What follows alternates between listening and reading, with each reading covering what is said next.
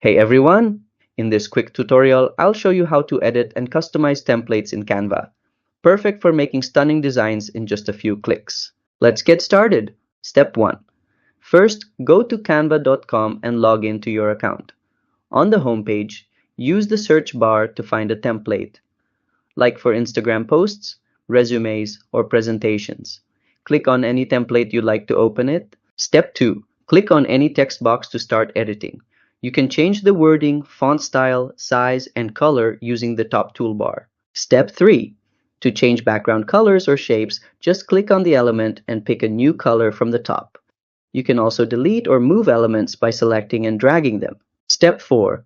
Click Uploads from the left menu to upload your own photos or logos. Drag them into the template to replace any existing images. Step 5. Once you're happy with your design, click Share to send it via link or download to save it as a PNG, JPG, or PDF. And that's how easy it is to customize a template in Canva. If you found this helpful, don't forget to like this video and subscribe to How to Tutor for more simple design tips. See you next time!